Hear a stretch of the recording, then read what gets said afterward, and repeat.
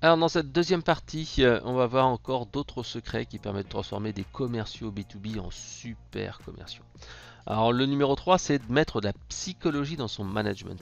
Je le vois tout le temps, hein, entre une équipe commerciale qui est bien drivée, bien motivée, et puis une autre, il y a vraiment des années-lumière.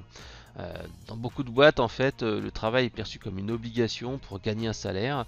Euh, Là, on est vraiment dans un travail qui est subi, dans une efficacité qui n'est pas optimale. Alors, je dis pas non plus que il faut toujours se marrer. Ça, en fait, c'est vraiment un mythe de se dire, voilà, pour être efficace, enfin, c'était un mythe du management des années 90, des années 2000, hein, c'est se dire, voilà, les gens qui sont heureux au travail sont bien plus efficaces, il faut leur faire passer du bon temps, etc., etc.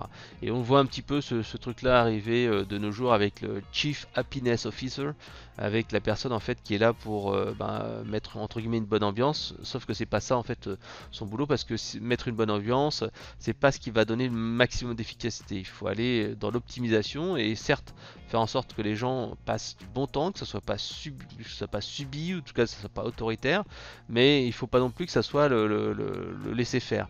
Le laisser faire, c'est un mode de management où on laisse les gens se débrouiller, puis on passe une bonne ambiance, etc., etc. Sauf que c'est pas ce qui marche le mieux, et malheureusement, il faut un petit peu être coercitif de temps en temps et puis donner des orientations en laissant bien sûr des choix aux gens pour agir, et en utilisant différents leviers de motivation comme des récompenses, etc., etc. Moi, je me souviendrai toujours en fait d'un reportage que j'avais vu il y a quelques années de ça. C'était sur une marque de cacahuètes, je crois que c'était Saint-Benoît ou un truc comme ça. Bref, c'était assez édifiant. C'était donc un patron de PME qui était bien placé dans le domaine des gâteaux apéritifs, des pistaches, qui avait une marque en fait un peu connue. Et en fait, du jour au lendemain, il était un petit peu déréférencé par la grande distribution. Et après, donc ces salariés se sont un petit peu, il y avait une partie des salariés qui disaient, voilà, il a fait des erreurs stratégiques, mais bon, voilà, c'est pas de sa faute, il a essayé, etc., etc. Puis il y en avait d'autres qui disaient, oui, mais attends, voilà, il fallait qu'il soit plus ferme. Là, on dépensait de l'argent à faire des trucs qui n'étaient pas utiles, blablabla. Bla, bla, bla. Il n'était pas assez dur sur les objectifs, sur ceci, sur cela, il n'a pas anticipé. Donc en fait, ça montre bien que avoir un management trop sympa, avoir un management qui est trop on va dire laisser faire, c'est pas non plus efficace. Alors, faut pas faire de la dictature, parce que la dictature, ça marche pas, les gens sont pas efficaces, ils subissent pas, ils ont pas d'autonomie. Mais pourtant, en fait, il faut pas non plus faire du laisser faire. Il faut trouver entre les deux. Il faut en fait motiver avec des leviers. Et les leviers, c'est pas forcément de l'argent, c'est pas forcément des primes. Il y a une vidéo qui est vraiment intéressante. C'est une vidéo du RSA. Alors RSA, c'est pas le RSA, peut-être qu'on le connaît en France. Mais en fait, ça vous permet de savoir en fait qu'est-ce qui fait que les gens en fait vont être plus efficaces au travail. Et en fait, ils ont montré que certes l'argent permettait d'avoir plus d'efficacité, mais en fait, au bout d'un moment, donner trop d'argent devient plus efficace, et même au contraire, donner plus d'argent en fait, ça nuit à la productivité des gens. Donc en fait, je vous laisserai regarder cette vidéo, c'est RSA Animate, Drive, The Surprising Truth About What Motivates Us. Voilà, qu'est-ce qui nous motive. Et donc en fait, il faut savoir qu'il faut mettre un petit peu de motivation dans son équipe commerciale. Parfois en fait, c'est un petit peu de gamification, c'est-à-dire de concours, hein. Par exemple, on peut organiser des challenges sur le nombre d'appels, nombre de rendez-vous, avec des classements, des cadeaux, etc., etc. Parfois, c'est pas uniquement de l'argent, hein. Un petit cadeau, c'est vraiment plus efficace. Moi, j'ai déjà vu dans une équipe de télévendeurs à Bordeaux, hein, ils faisaient des petits challenges avec des petits lots à gagner, et c'était aussi efficace que d'aller dépenser de l'argent là-dessus. C'était plus sympa d'avoir une bouteille de champagne, d'avoir un certain nombre de choses. C'est surtout important parce que parmi les populations commerciales, il y a beaucoup de ce qu'on appelle des killers, c'est-à-dire en fait des gens qui vont être tout le temps premiers. On le voit, hein, avec la politique, hein, les crasses en fait que se font les politiciens entre eux lors des élections. Il y a toujours des dossiers, des boules puantes qui sont mis, et parfois même par des gens de leur propre camp, tout simplement parce que les gens ils veulent être premiers, ou ils veulent pas, ou veulent que personne ne gagne. Et en fait dans le domaine de la vente, c'est un petit peu pareil, heureusement moins grave, mais en tout cas en fait il y a des gens qui veulent toujours être premiers. C'est le profil quasiment le plus important chez les commerciaux. Généralement 44% des commerciaux ont ce profil là, ils veulent être premiers, ce sont des performeurs, etc., etc. Donc en fait eux, pour les motiver, il faut leur dire, voilà, il faut que tu sois premier, on va être un concours, etc., etc. Voilà, ça c'est important. Il y a également aussi des profils psychologiques avec des motivations qui peuvent être vraiment très très différentes. J'en ai déjà parlé un petit peu tout à l'heure. Il y a des gens qui veulent tout contrôler, les jeunes en fait qui veulent plutôt être empathiques, les gens qui sont plutôt innovateurs, les gens qui vont plutôt travailler. Donc il faut voir quelle est la psychologie et les leviers qui vont bien fonctionner avec certains commerciaux. Il y a certains en fait qui ont une personnalité plutôt empathique. Ce qui est important pour eux, c'est les émotions, et ce qui sera important ça sera la chaleur humaine. Vous allez par exemple leur proposer un déj, vous allez dire bravo, je suis très content de toi, c'est bien ce que tu fais, l'équipe compte sur toi, on va utiliser des leviers comme ça, j'aimerais vraiment que tu le fasses, ça me fait vraiment plaisir, je serais vraiment super fier si on arrivait à faire ça. Après par contre il y a d'autres, hein, par exemple le travailloman, lui par exemple c'est la logique, tiens, s'il faut qu'on atteigne cet objectif là, il faut que tu fasses ça, alors comment on peut y arriver, blablabla. Bla bla bla bla. Après vous avez le rêveur, c'est comment on peut le faire. Ok, maintenant tu as un pipe, mais comment tu vas faire pour transformer? Est-ce que tu peux me dire quelle action on va faire? On va faire ça, ça, ça. Ok, on se voit demain, on fait un check, ouais, je suis sûr que tu vas y arriver. Après vous avez un petit peu le rebelle, là c'est le mec en fait qui est un peu anticonformiste, on le voit souvent aussi chez les commerciaux, les mecs qui essayent un petit peu de la journée un petit peu finaux, qui sont toujours un petit peu à essayer de contredire le boss. Mais qu'est-ce que vous allez faire? Vous allez dire tiens, du jeu, tiens, si tu réussis à faire ça, si tu arrives à faire ça, je t'offre un dîner avec dans le resto de ton choix, avec ta femme, tu pourras choisir ce truc là. Et le mec il sera un petit peu fier, c'est un petit peu piqué au vif. Voilà. Donc en fait, il faut se dire quels sont les leviers psychologiques et comment vous allez faire pour tout simplement pouvoir motiver les gens à être beaucoup plus efficaces. Donc il y a quelques petits trucs qui marchent bien aussi et qui sont trop souvent négligés par les managers, c'est féliciter publiquement. Moi je me dis, quand est-ce que c'est la dernière fois que vous avez félicité par email ou en face à face un commercial qui a su performer? Généralement, il y a oui, t'as bien fait, mais attention, t'as pas encore signé. Ou c'est pas mal ce que t'as fait, mais attends, il y a encore l'objectif trimestriel. Alors là, il n'y a rien de pire parce que on dit oui, c'est bien, mais après, paf, on casse la personne.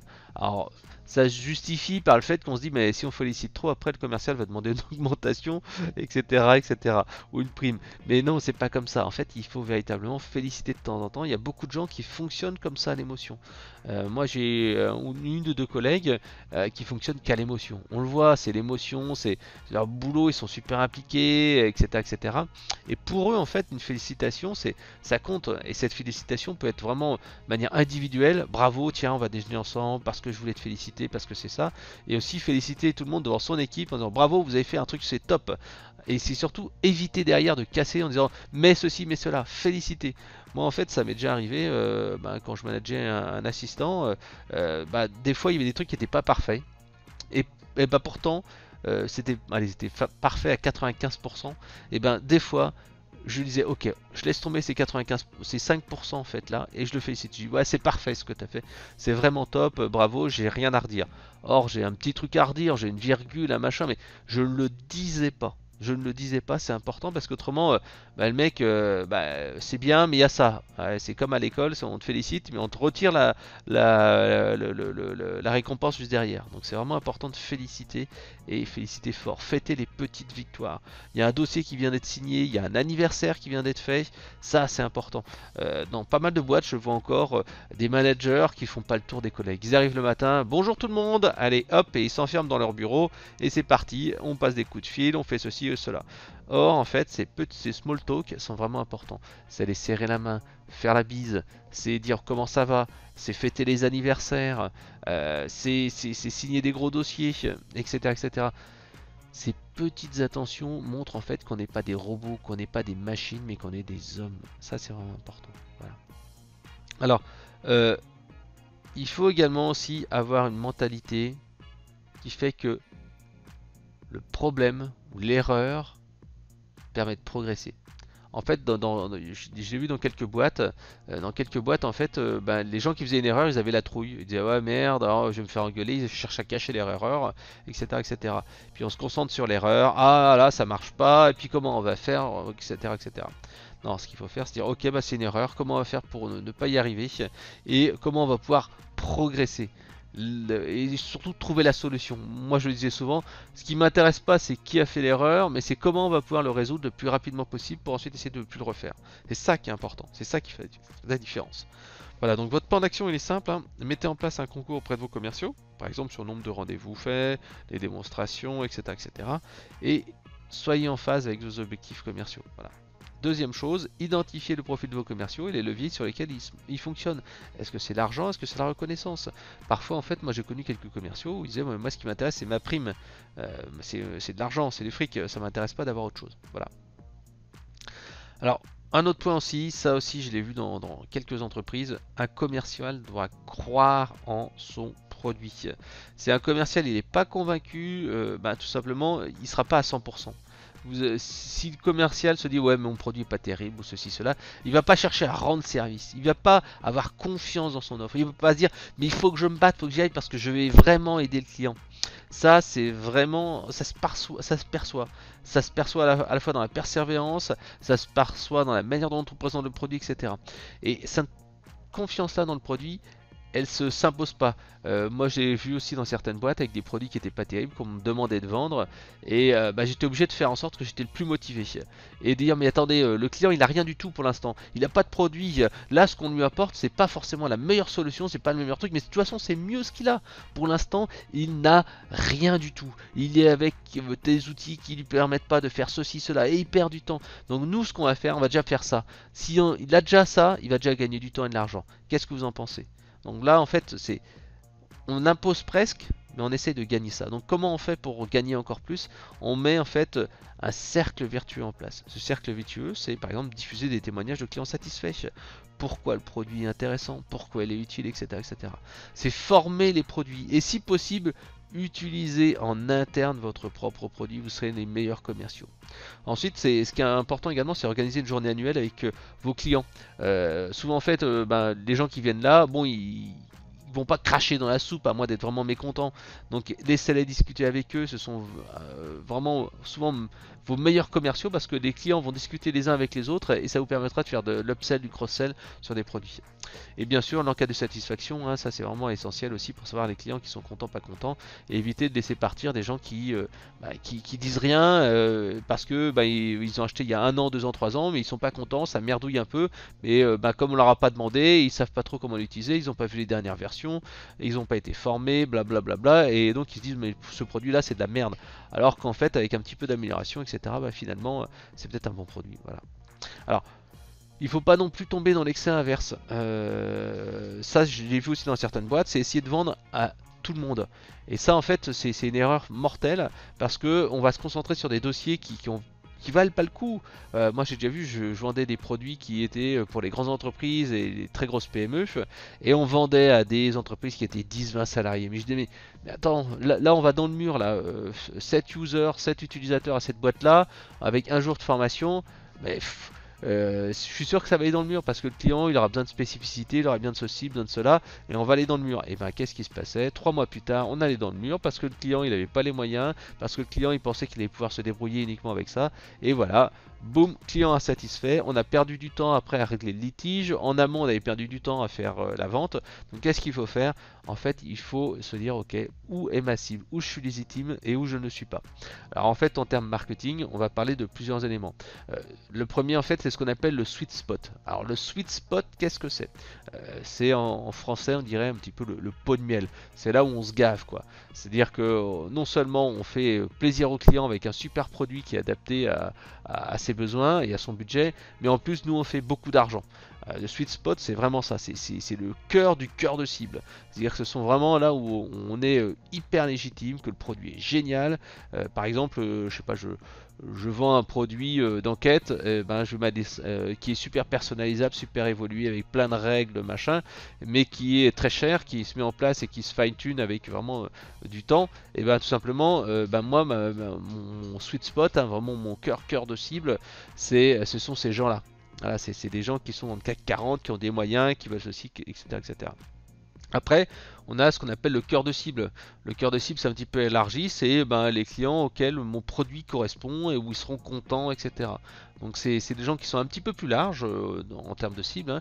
C'est-à-dire que c'est pas vraiment il y a des gens sur lesquels je vais pas gagner forcément d'argent ou je vais être un petit peu limite, mais bon voilà. Et après bien sûr il y a la cible élargie. C'est des gens qui sont un petit peu à part. Une fois sur 2, sur 3, ça peut bien se passer si le client a des besoins simples. Puis après en fait il y a les gens qui pourraient utiliser mon offre, mais qui sont soit nos consommateur relatif, c'est-à-dire qu'ils n'ont pas les moyens, ou c'est pas adapté, ou c'est trop lourd, ou ça va pas être, ça va pas bien se passer parce qu'ils ont des spécificités qu'on ne pourra pas gérer. Et nos consommateurs absolus, ça c'est les gens qui sont totalement en dehors pour des raisons de budget, ou que le besoin ou le produit ne convient pas. Voilà. Donc à vous de dire quel est votre sweet spot, c'est là en fait vous allez concentrer vos efforts, et ensuite vous avez le cœur de cible, et ensuite vous avez votre cible élargie qui est pas forcément la meilleure, et vous dire voilà, ne reste pas perdre du temps avec des gens qui sont en dehors du sweet spot, en dehors du cœur de cible. Cela c'est pas prioritaire parce que de toute façon tu vas vendre le produit, après on va avoir que des emmerdes, on va passer du temps, etc. etc., etc. Voilà, donc votre plan d'action il est simple. Vérifiez votre niveau de confiance, enfin plutôt le niveau de confiance de vos commerciaux dans votre produit. Alors vous avez deux choix. Si vous avez plus de 10 commerciaux, une véritable équipe, vous faites une étude, une enquête anonyme. Par contre, si vous avez moins de 10 commerciaux ou si vous pensez que les gens vont pas répondre exactement à la vérité, faites une étude mystère. C'est simple, vous demandez à votre femme, vous demandez à un de vos enfants, qui est un peu âgé, pas un enfant de 2 ans, 3 ans, demandez à cette personne-là de se faire passer pour un prospect et de vous noter. En fait, ce qu'on appelle, c'est un rapport d'étonnement. C'est-à-dire que c'est un appel mystère, un client mystère, et vous dites voilà, qu'est-ce qui s'est passé, qu'est-ce qui s'est mal passé.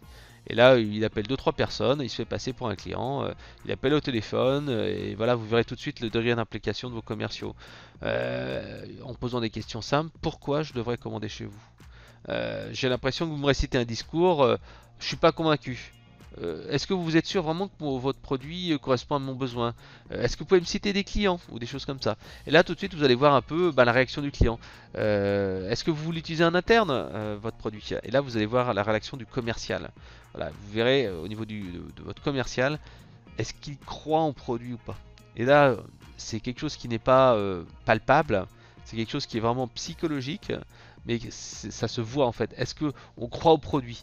Est-ce qu'on va forcer un petit peu la main du client? Est-ce qu'on va aller au-delà du simple fait, tiens, voilà un produit, vous faites une demande, etc., etc. Donc vous faites passer pour un client qui est dans le sweet spot ou qui est en fait dans le cœur de cible. Et là vous allez voir en fait si on pense vraiment à essayer de vendre un maximum ou pas. Voilà. Et bien sûr, j'en parlais tout à l'heure, dans le réflexe d'amélioration continue, envoyer une petite enquête de satisfaction à certaines étapes du cycle de vente. Voilà. L'autre point, en fait, le cinquième point, c'est ne pas penser que digital et la vente à distance sont la solution. En fait, c'est vraiment quelque chose qu'on va trop dans le B2B. C'est vraiment dans un monde très numérique. La tentation, en fait, c'est de dire on lui envoie un email, qu'est-ce que tu veux, je lui envoie un SMS ou je vais lui envoyer un courrier électronique, enfin bref, je vais pas me déplacer, je vais pas rencontrer des gens, je vais pas décrocher mon téléphone. Or en fait, ce qui permet justement d'être beaucoup plus efficace, c'est ce dialogue, c'est cette rencontre. Moi je discutais il y a pas très longtemps avec un directeur commercial, et il me disait de toute façon moi ce client il commence à me connaître parce que de toute façon j'y vais tous les mois, parce que pour moi c'est un grand compte, c'est quelqu'un qui est important, puis je sais qu'il y a du potentiel, donc j'hésite pas à me déplacer. Et maintenant vous savez, même à l'accueil ils me connaissent et ils savent que c'est moi, et ils savent qui je dois appeler, qui appeler, etc., etc. Donc quand vous arrivez à ce niveau-là, c'est que vous êtes devenu quasiment un employé, un partenaire de la personne. Voilà. Donc gagner du temps, de la réactivité, c'est bien, on le verra juste après, mais il ne faut pas le faire au détriment de la relation et de l'empathie. Alors, essayez pour un client de faire des rendez-vous physiques, pas que des webconférences. Essayez de faire des appels téléphoniques et pas que des emails. Envoyez de temps en temps une petite note papier. Sincèrement, un courrier, une petite carte, je sais pas, une carte postale, mais une carte, etc. Ou un petit goodies ou des vœux de fin d'année, c'est vraiment beaucoup plus impactant. Moi je me souviendrai toujours, quand j'étais acheteur, je recevais une corbeille de fruits de la part de quelques fournisseurs ou des chocolats. Allez, je les gardais pas pour moi, j'ai donné à mes collègues.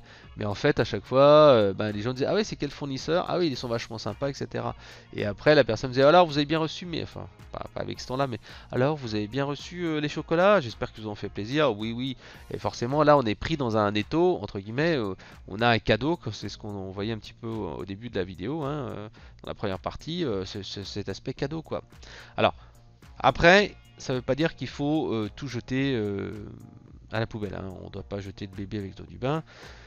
Les logiciels, le numérique, le digital, sont là en fait pour aider à soulager les tâches à faible valeur ajoutée. Alors après, il y a pas mal d'outils qui sont vachement sympas. Par exemple, Slack. Slack, vraiment, c'est bien pour travailler avec ses clients en tant que gestion de projet ou même en interne.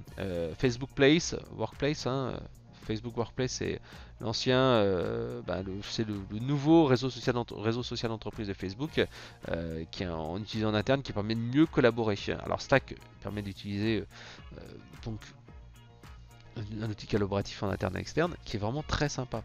Moi, je l'ai utilisé plusieurs fois pour faire du travail collaboratif avec des partenaires sur des bouquins, sur des formations. Ça permet vraiment d'aller vite. Voilà, Calendly aussi. Calendly, c'est un bon produit pour partager son agenda en externe, fixer des dates, etc. etc. Il y a aussi quelques outils qui sont assez sympas pour savoir si vos propositions commerciales que vous avez envoyées par email sont lues et qu'est-ce qui est lu. Il y a une solution française qui s'appelle TilkMe et il y a aussi attache.io qui sont pas mal. Si vous utilisez Gmail, vous avez boomeranggmail.com qui permet d'envoyer des emails à une période déterminée. Si le client n'ouvre pas, est-ce que vous avez lu mon email, ou tiens, je suis en déplacement cette semaine, ou plutôt je suis disponible cette semaine, n'hésitez pas à m'appeler pour une démonstration, blablabla. Donc on humanise, on fait un peu de scénario. Bon, bien entendu, vous avez Doodle que vous connaissez tous, hein, et assistant.to qui permet en fait de trouver des créneaux horaires, par exemple un dîner à plusieurs personnes en interne et en externe. Vous voulez par exemple faire une démonstration, vous voulez faire quelque chose, vous allez dire bon alors c'est quoi vos horaires, ok, ensuite j'appelle mon collègue, bref avec un Doodle ou avec assistant.io ou voir Calendly, vous pouvez fixer comme ça des agendas. Après un outil que j'aime beaucoup c'est Howler. Comme une chouette en fait qui permet de savoir plus sur sa veille sectorielle en automatique.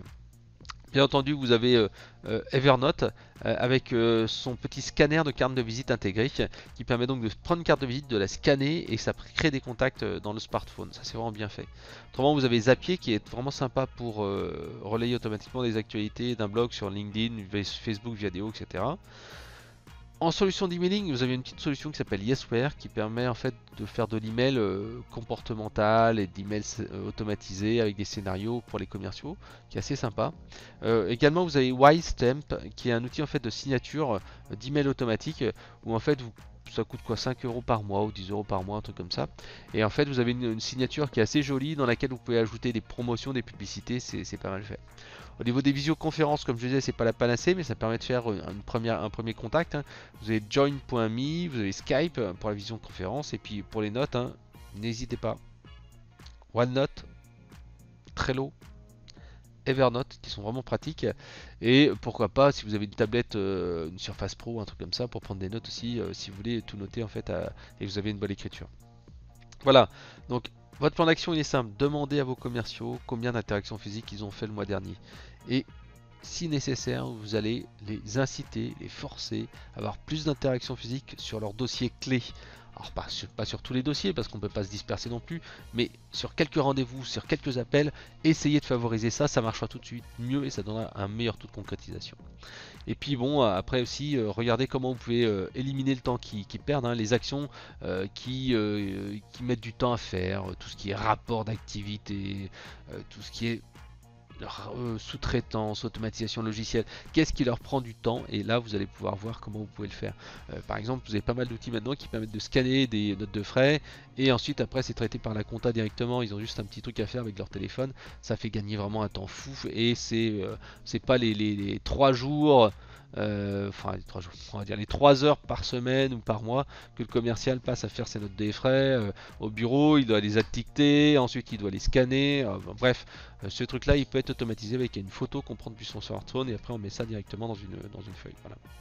Alors la conclusion de cet enregistrement, c'est de vous dire voilà, devenir un super vendeur, c'est faire un peu de psychologie, c'est d'avoir des bonnes méthodes, des bons outils, mais surtout continuer à apprendre.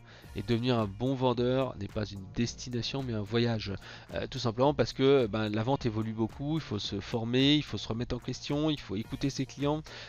Vendre maintenant, pour moi, le métier de la vente et les métiers du marketing ont plus évolué dans les 4-5 dernières années que 10 ans, 20 ans auparavant. Avant, on avait son carnet de commandes, on avait sa voiture et puis on avait son téléphone.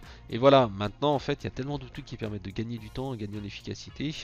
En même temps, il ne faut pas se laisser non plus dépasser par le numérique. Hein. Un CRM permet de gagner du temps, mais il ne faut pas non plus passer du temps à le remplir de A à Z. Donc il faut vraiment se dire, voilà, comment on va être beaucoup plus efficace. Donc être à l'affût des évolutions de notre société, en n'oubliant pas les fondamentaux de la vente, qui est écouter le client, trouver une solution, et voilà, avoir de l'empathie. Voilà. Le client en fait il achète pour ça parce que il sait qu'il a un problème, il va pas acheter votre produit. Comme on dit, your product is not my concern. Je m'en fous de ton produit, moi c'est pas ce qui m'intéresse. Ce qui m'intéresse c'est mon problème et la solution que tu m'as apportée. Donc en fait, je crois que c'est your fucking product is not my fucking solution, ou un truc comme ça, je sais plus comment ça se dit. Mais en tout cas, il faut se dire que on vend pas des produits, on vend plus des produits, on vend des réponses à des problématiques. Et comme les clients ont un choix vraiment important maintenant pour dépenser leur budget, ils peuvent dépenser pour votre produit ou sur un autre produit qui est complètement différent ou complètement renoncé ou reporté.